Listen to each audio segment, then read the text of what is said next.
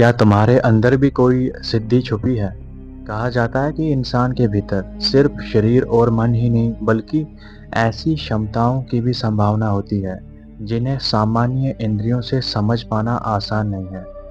भारतीय आध्यात्मिक परंपराओं में इन्हें सिद्धि कहा जाता है, लेकिन सिद्धि का मतलब सिर्फ चमत्कार करना नहीं है।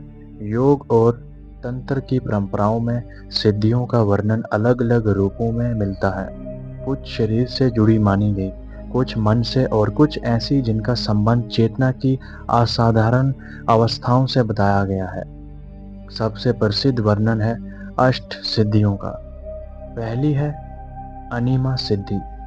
अनिमा का अर्थ बताया गया है अपने अस्तित्व को अत्यंत सूक्ष्म करने की क्षमता। आध्यात्मिक ग्रंथों में इसे ऐसी शक्ति के रूप में वर्णित किया गया है जिसमें साधक अपने शरीर या अस्तित्व को अति सूक्ष्म अनुभव कर सकता है। दूसरी है महिमा सिद्धि।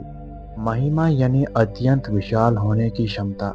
इसका वर्णन केवल शारीरिक आकार के अर्थ में नहीं बल्कि चेतना और अस्तित्व के विस्तार के रूप में भी किया गया है। तीसरी है गरिमा सिद्धि। गरिमा का संबंध अत्यंत भारी होने की क्षमता से बताया जाता है। परंपरागत कथाओं में ऐसी सिद्धि वाले साधक को इतना भारी बताया गया है कि उसे हिलाना भी संभव नहीं होता। चौथी है लघिमा सिद्धि। लघिमा गरिमा के बिल्कुल विपरीत मानी जाती है। इसमें शरीर को अत्यंत हल्का करने की क्षमता का वर्णन मिलता है। कई योगिक कथाओं में इसे असाधारण हल्केपन और आकाश की ओर उठने जैसी अनुभूतियों से जोड़ा गया है। अब बात करते हैं पांचवी की। पांचवी सिद्धि है प्राप्ति सिद्धि। प्राप्ति का अर्थ है जिस वस्तु या स्थान तक सामान्य रूप से पहुंचना कठिन हो उसे प्राप्त करने की क्षमता। आध्यात्मिक परंपराओं में इसका संबंध असाधारण पहुंच और सूक्ष्म ज्ञान से जोड़ा गया है। छठी है प्रकाम्य सिद्धि। इसे ऐसी क्षमता बताया गया है जिसमें साधक अपनी इच्छा के अनुसार कुछ असाधारण अनुभव प्राप्त कर सकता है। कई परंपराओं में इसे इच्छा की पूर्ति या प्रकृति के कुछ नियमों पर असाधारण प्रभाव से जोड़ा गया है। सातवीं सिद्धि है इशितो सिद्धि। इशितो का अर्थ है नियंत्रण या प्रभुत्व। इसका वर्णन ऐसी शक्ति के रूप में किया गया है जिसमें साधक प्रकृति और अपनी चेतना पर असाधारण अधिकार प्राप्त करता है। और आठवीं सिद्धि है विशितो सिद्धि। वशितो का अर्थ है अपने प्रभाव में लाने की क्षमता, लेकिन इसका अर्थ केवल किसी दूसरे इंसान को नियंत्रित करना समझना सही नहीं होगा। यौगिक संदर्भ में इसे इंद्रियों, इच्छाओं और मानसिक प्रवृत्तियों में नियंत्रण से भी जोड़ा गया है। लेकिन बात यहीं खत्म नहीं होती। भारतीय योग परंपराओं में सिद्धियों के और भी कई प्रकार बताए गए हैं। जैसे उदाहरण के लिए दूरदर्शन सिद्धि। इसका मतलब है दूर की घटनाओं को देखने की क्षमता के रूप में वर्णित। फिर आती है दूर श्रवण। इसमें होता है, इसका मतलब है दूर की आवाज़ों को सुन पाने से जुड़ी सिद्धि। फिर आती है पर काया प्रवेश। इसका मतलब है किसी दूसरे शरीर में चेतना के प्रवेश से जुड़ी एक रहस्यमय अवधारणा।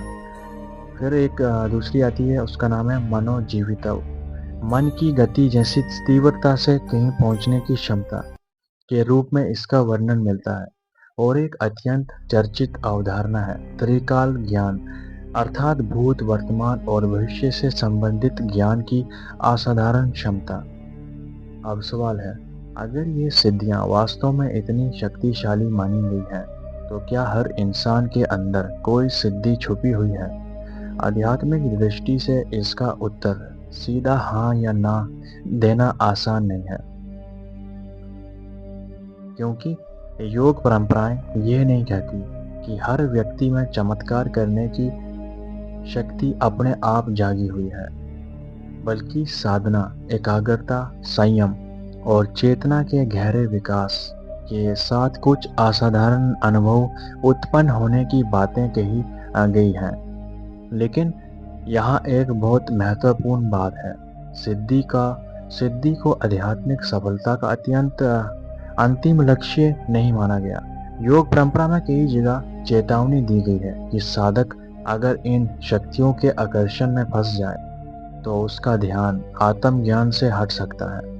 यानी असली प्रश्न ये नहीं है कि तुम्हारे अंदर कोई सिद्धि है या नहीं। असली प्रश्न ये है कि तुम अपने मन पर कितना नियंत्रण रखते हो, यानी कितना कंट्रोल करते हो। क्या तुम अपनी इच्छा के बावजूद गलत काम करने से खुद को रोक सकते हो या नहीं? क्या तुम गुस्से के संयम या फिर गुस्से के समय अपने शब्दों को नियंत्रित कर सकते हो या नहीं? क्या तुम अपने डर के बावजूद सही निर्णय ले सकते हो? क्या तुम अपने मन को लंबे समय तक एक ही चीज पर केंद्रित रख सकते हो, यानी एक ही चीज पे? क्योंकि आध्यात्मिक साधना में इंद्रिय संयम, एकाग्रता और आत्म नियंत्रण को भी बहुत बड़ी उपलब्धि माना गया है। और शायद यही सिद्धियों की सबसे गहरी बात है। चमत्कार दिखाई देता है, लेकिन आत्म संयम दिखाई नहीं देता। दूसरों को प्रभावित करना आसान लग सकता है, लेकिन अपने ही मन को समझना कहीं ज़्यादा कठिन माना जाता है, और वाकई में सबसे ज़्यादा कठिन भी है।